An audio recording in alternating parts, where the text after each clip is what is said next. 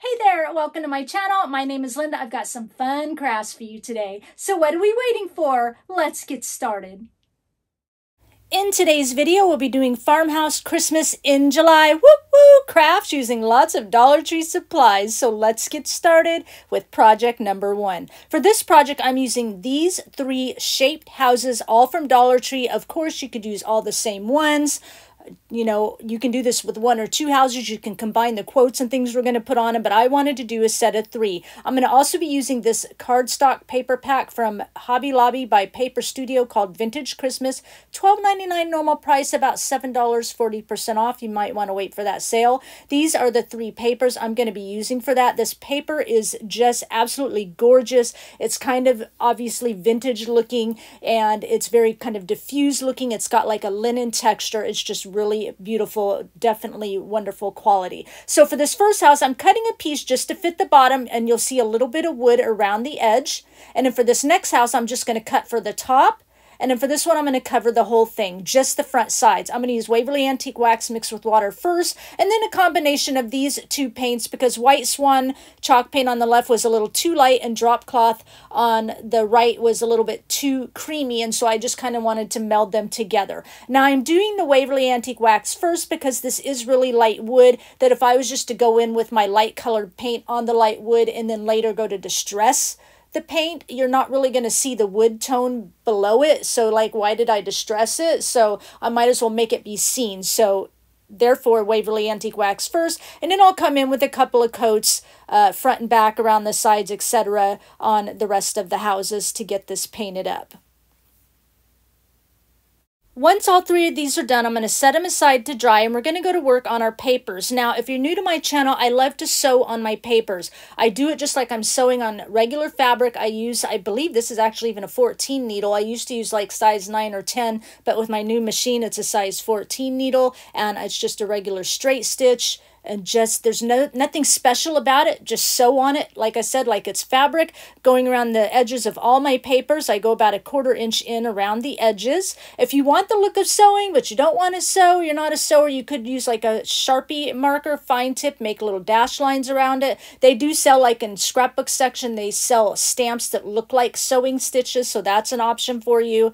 There you go. Now, once all the sewing's done and my paint's dry, I'm coming in just with my little sander, you can see here, and I'm just distressing along the edges, really light distressing, not like I normally do, because normally y'all know I'll go in and really kind of make the center look really worn and everything, but I didn't want to do that, so just light distressing around the edges and the sides. Now I'm coming in to add further texture to my papers, just taking the opened end of my scissor blades, and I'm scraping along the edges to roughen it up. We want this farmhouse, but we want it a little bit rustic as well. All right, then we're going to go in and just start gluing our papers down. Really is beautiful paper. I would really suggest, if you guys are looking for some Christmas paper, go check this out. Again, wait for the week that the 40% off paper is and grab yourself a stack. All right, so this is what I'm going to be putting on the 3 houses. I will have a free PDF printable for you on my blog. The link will be in my description box. And those Feith electronic cutting machines, I will have the fonts down below because this is nothing special. You can just type it up. Like I said, you could go in and, like the sleigh bells ring, you could put them together if you wanted, you know, onto one project or something like that. This is funny. I left this in here because you saw me put down the carrier sheet with the vinyl on this piece of paper here. Bella loves sticky, and somehow she knew like the carrier sheet was the sticky, and she's trying to get the sticky up. So I left that in because I'm like, I should have left the volume on. I'm like laughing. So I'm going to come here. See, now she's trying to get the sticky on this one. So in a minute, will go in and I'll actually just take a blank piece of, you know, carrier sheet or whatever, transfer paper, whatever you want to call it, and just give her a sticky, and she'll grab it in her mouth and run off the table and play with it. Look, she like is following this everywhere I go. She cannot get enough of it. I'm so sorry because it's right in the middle of our crafting, but you can't help it, you know, you can't help but laugh. That's the way I wanted to say it. So here I'm coming in and I'm just going to get her off a piece here. She's trying to get it as it's up in the air, so it's on the ground. I lay it here sticky side up. She's going to grab it in her mouth, play with it a little bit, and run off. And she'll bring it back to us later. It's in her mouth. She'll run off with it and bring it back to us later. Anyway, so I'm getting my quotes on here. Now, if you don't have an electronic cutting machine, before I got one, I used to just, you know, type it up in a Word program on my computer and then print it out onto the scrapbook paper. You could totally do that. Look, here's Bella. She wants the sticky from this one as well. She's going to grab it and go off with it one last time. So that's an option for you. You know, just print it out onto your scrapbook paper. It looks perfectly wonderful. Okay, and then you can cut your scrapbook paper to fit your design. Now we're going to go ahead and get this last one done. Okay, she's brought us some sticky paper back, and then she's going to go ahead there and grab the other one as well. Still playing with it. Just cracks me up. She's so funny about, and she'll like lick the sticky off of the cutting mats too for the electronic cutting machine. It's hilarious. Anyway, once I get all the quotes on here, I'm coming in with some black, oops, she's going to bring some more, coming in with some black chalk paint mixed with water and using my fan brush and just tapping on some splatters onto the houses. I don't want a lot, but I want it to, you know, the area where it's just painted to look a little bit textured like the paper as well, and just to give it a little bit of personality. And these are so cute, arranged all up, you know, in a little vignette or little ensemble. But once all three of these are done, that makes this project complete. We'll take a look at the final results at the end of the video. Let's move on with project number 2.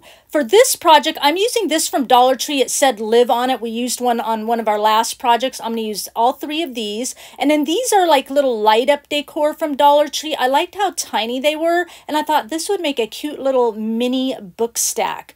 So what I'm going to do on these, I'm going to use my VEVOR mini table saw, and I'm going to cut these into just a triangle shape, just so it looks like 3 trees, and we're going to decorate them for the top of our book stack. Okay, now for the bottom of these, of course, we need to take the light out, and don't worry, all this will kind of get covered up because we want to cover up the top of this. We're going to use scrapbook paper for the top, and then the bottom, you're going to see the big hole where the little light was we took out. You know, we're going to cover the bottom of that as well, and anything in between will get, you know, covered up as we stack it. So I'm going to use this for the top, and then later I'll end up showing you what I use for the bottom. I'm just going to use the paper that we used on our last project because why not? We already started cutting it up, and I want to do, you know, reds, white, and green, right? We're in Christmas in July.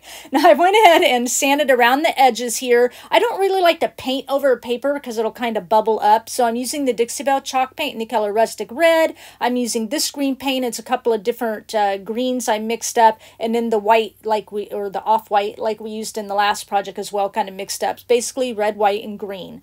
All right, and I'm just making sure I paint around the edges completely. I will paint a couple of coats, and then top and bottom just going around the perimeter a little bit, because I know a little bit will show as we stack the books, and in case we see it from the bottom, you know, I will, you know, paint around the bottom perimeter as well. Now I'm coming in with the red and painting that as well. Lost my train of thought.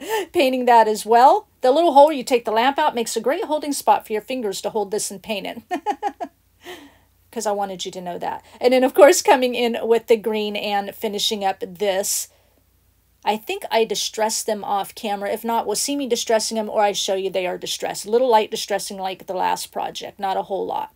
And then we're going to come into going outside, and I'm just using a piece of wood to help hold, because that little piece of wood we're cutting into triangles really small, and I don't feel like today that, well, I don't want to really cut my fingers off today. I've got more crafting to do. So like I said, just cutting those into triangles. Now you could use like cardboard or something like that, and you could stack 2 or 3 together, or poster board or something like that. You're just going to have to make a way for them to stand up on top of the books. I chose these because number 1, they're small enough for a mini book stack, and 2, they're really thick so they'll kind of stand up on their own. All right, so here it is. I did sand them off camera to kind of, you know, show you I did. And here they are all sanded. I took the green on the little trees. And then I did a little Jenga block as well. I decided to bring one of those in to lift up one of the trees a little bit, since it's kind of going in the background. I've already sewed my papers off camera. That's the green stripe I'm using, just like in the last project, for the bottom of the books. And then I chose some other beautiful papers from that same paper stack. Got them, you know, cut into triangle shape, sewn around the edges, and we're distressing around the edges, of course, as you're seeing me do. And now we're just going to start getting things assembled. Just the plain red on the top, the red stripe, and then the bottom, we want to cover up the whole, the bottom book. It's going to go green, white, and red. Okay, and now we're going to kind of stack the books together. I'm not gluing really close to the edge because I don't want the glue to seep out, but I am kind of gluing them cattywampus, okay?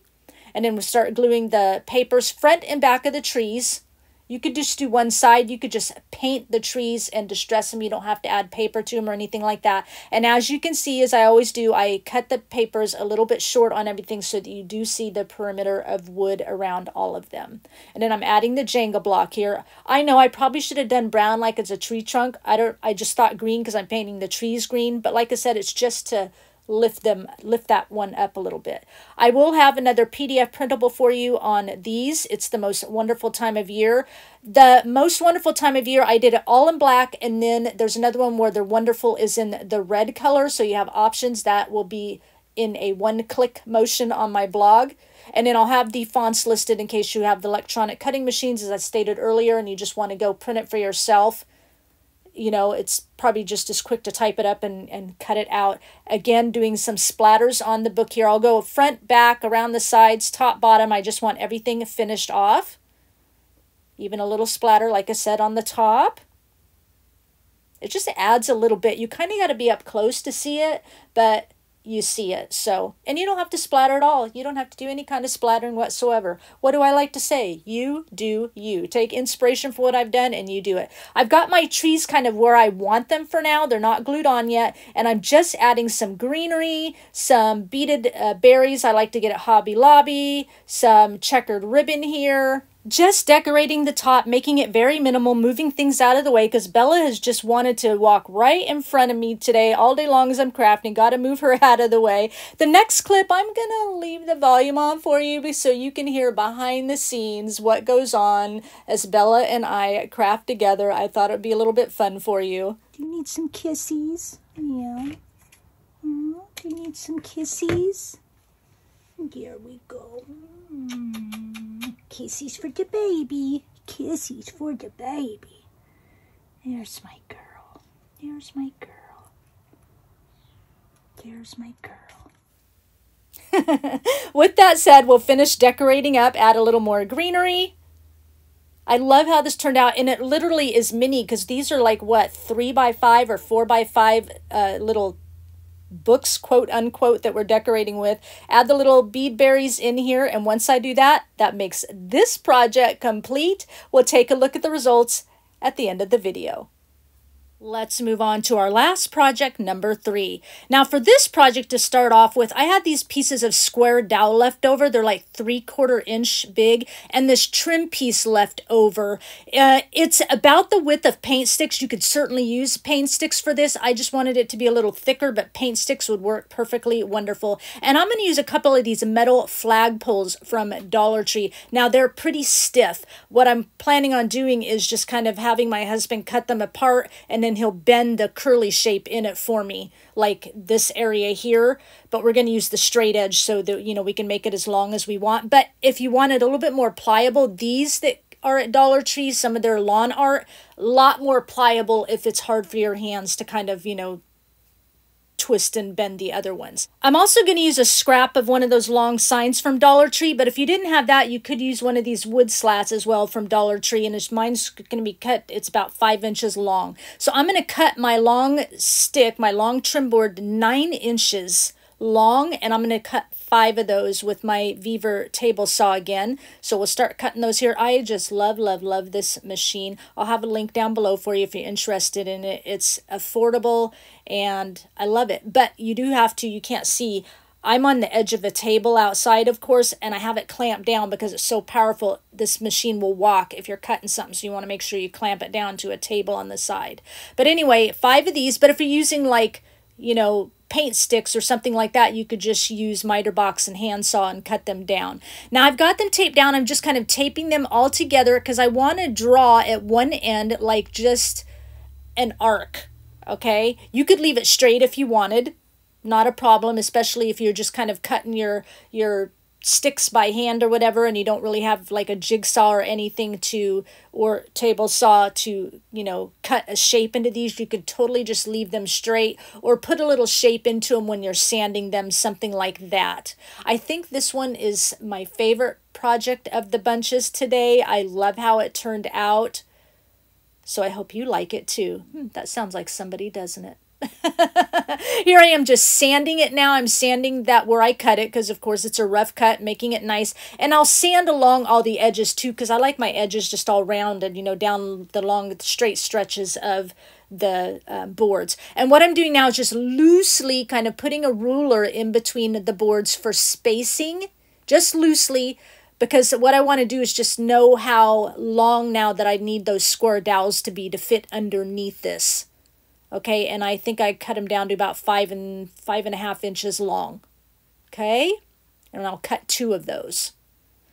Now we're doing that, and as you can probably tell by now, the top maybe with the bottom and the wire we're going to use maybe looks like a sled, and you're correct. It's a little mini sled, so super cute. This next clip, my husband, how heavy-duty clippers he had to find to clip this to get it to work. So, like I said, that lawn art that you can buy at Dollar Tree, you can just totally bend those with your hands. It would work fine, okay? So he got it bent on both ends for me. He said he like wrapped it around some kind of like tool thing and then with pliers bent it. So we only got one little curl in it, but he did get one small curl at one end and one big curl at the other end. And some of the black came off when we curled it, but that's okay. It gives it a little bit of distressing, right? Now what I'm doing is just marking because I want to make slits in these 2 square boards so that our little skis, I guess, is that what you call them on a sled, can fit inside the board. You can certainly just glue them on top, but I want them to fit down inside. This is just a little sample board. So because I'm cutting with a circular saw blade, you have to hold the wood a certain way. And let me show you what I mean. It's got to kind of hold up on an angle if you do this. If you have a different saw, it'll work. But if I just cut straight on and hold it flat, one side will be this short and the other side will be this long because we're cutting with a round saw. So by holding it on the angle, you'll get the same, you know, length of cut on both sides. And my husband kept saying I should have just cut it with my such and such saw, which probably would have just worked out perfectly and you don't have to hold it in an angle to get it to look like this and be perfect. But I'm like, I'm already doing it. So this is what I'm doing. But if your husband knows a way to, you know, just do it better for you, you don't have to hold your wood at an angle or whatever. They're really good with tools. Let them do it. So I've got my first slit, but I need to come in just a tiny bit more with the blade and make it a little bit wider so that this width of wire will just fit right down inside just like that. I'm going to cut the rest of my slits off camera. Okay. Now what I want to do, everything's cut and ready. I'm just coming in with Waverly Antique Wax mixed with water, and I just want to do a little stain on these 2 pieces to stress them up a little bit, sand them so, you know, our sleigh can look a little bit rustic and farmhouse at the same time. Maybe throw in a country word. I don't know. We're going for it. And then I went ahead and, of course, stained my wood pieces, again, because they're light, just like in Project 1. Remember, stain before and then paint so that when I sand and distress, that little bit of staining will come up through. And, of course, I'm doing both sides because I want top and bottom to look finished off. If someone flips it over thinking, how did they get the skis to fit inside? They'll see my underneath all the way done. I'll show just painting a couple of these and then I'll sand it off camera. All right, so here it is. Now what I'm doing, you can see my distressing is all done, heavily distressed this time versus the other 2 projects. I'm just marking where these boards are going to be glued onto. I'm going to use Beacon Power Tack, you know, industrial grade adhesive. It works really wonderful. And off camera, they're shorter nails, not these ones, but I'm just going to nail some nails in there. I don't need to. I want the look of, you know, I hammered and nailed a sled together, basically. So it's just for decoration. Like I said, I'll do that off camera. But you could use like E6000 here. Since it is just for decoration, you could probably just use hot glue as well. But, you know, recommend maybe a little bit stronger glue, but, you know, use what you've got. Get these into place. I will clamp them. And then once they're done, I added the little nails for decoration, and now I'm going to use some of this scrapbook paper for my sign. This is found at Hobby Lobby in their open scrapbook paper, you know, pay by the sheet. And I'm just fitting it on front and back. I'm going to cover front and back of this board. And then I will go ahead and paint the little sign too. Now I used a thicker board here, again, because it'll just sit nice on top. If you use a thinner board, maybe put like a little Jenga block or something behind it, glued to the back of it to help hold it up. I've went ahead and sewed and distressed the papers because we've already been through that song and dance on the last 2 projects. One side glued. This is the quote I'm putting on the other side. And again, PDF printable for you. Link to my blog in the description box. Oh, I almost got away with saying it without jumbling my words. And the fonts will be listed for you if you just want to type it up yourself. Okay, get that on there. I thought it would be really cute to add a little bit of red here, add a little bit of color for the top. And no, we're not done yet. We're going to decorate the sled as well. I'm coming in with the same black paint mixed with water to do some splatters on the sign, and I will splatter along the sled as well. And, you know, you're going to see the sign from the top and that kind of thing, so I am just splattering around the sides and the back. And that board, I don't think I set it, but I did go ahead, because it's already dark color anyway, but I still went ahead and kind of stained it with that Waverly Antique Wax mixed with water. Now, before we decorate the top, I'm using that same glue, and I'm putting it in the slits of the wood we cut so that I could put my little skis in there, and then I will clamp those down. If you're just gluing them on top, of course, you know, get your skis on top, but make sure you clamp it down really well, and I would use something more than just hot glue. Okay, here I am clamping it down, and I'm going to let that sit. I let it sit a couple of hours, even though the glue sets in like 10 minutes and it's 24 hours to cure. But I wanted at least to set up enough I can flip and turn it and finish decorating. Okay, so here it is all done. It looks so cute. The skis might be a little bit long, but I wasn't going to have my husband cut them again. It's fine. I'm going with it. Now, let's go ahead and get our pretties on top. I'm going to glue the sign down, and then we're just going to add some greenery. This one is like one piece already had a pine cone on it. I'm going to glue that down. Some beaded berries, some ribbons, just kind of the same stuff we've been using all along. The same stuff I use really when I do Christmas all the time. I just kind of change up the decoration a little bit. But just add in as much as you want.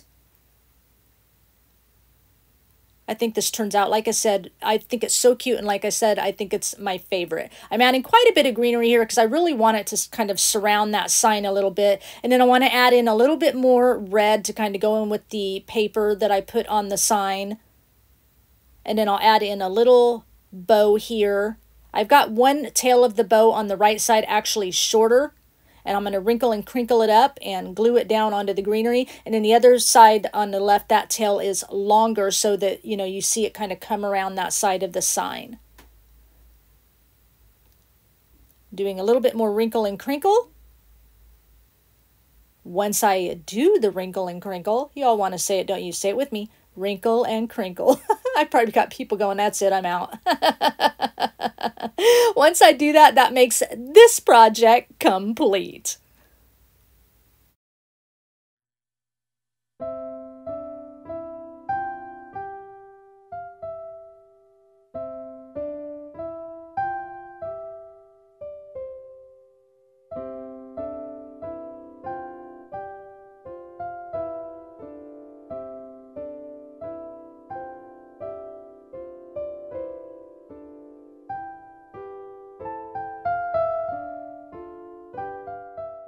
So I hope you enjoyed all 3 projects today.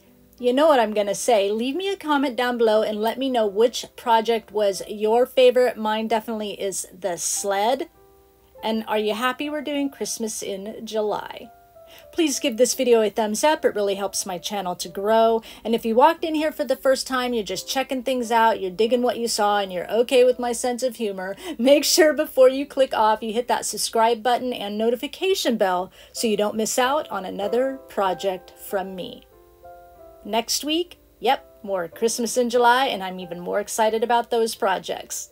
Can't wait to share them with you. Before I go, I'm going to leave you with one final thought.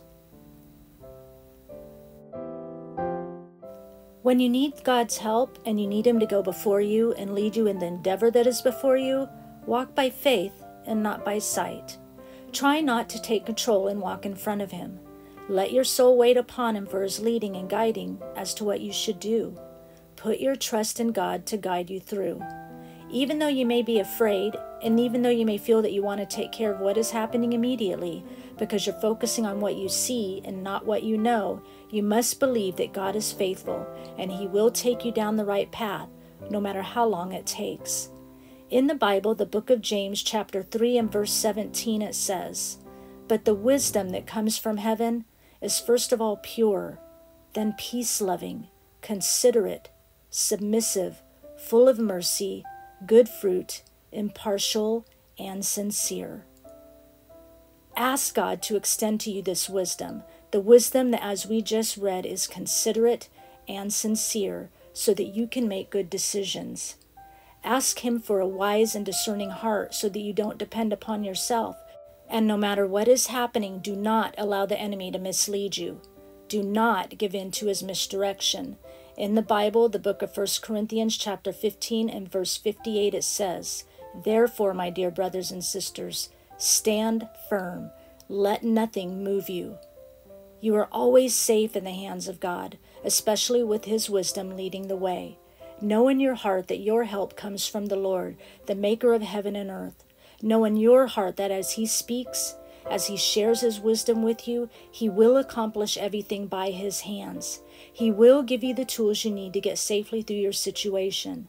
Simply place your trust in that, and simply place your trust in him. I thank you for sharing your time with me, and I'll talk with you again soon.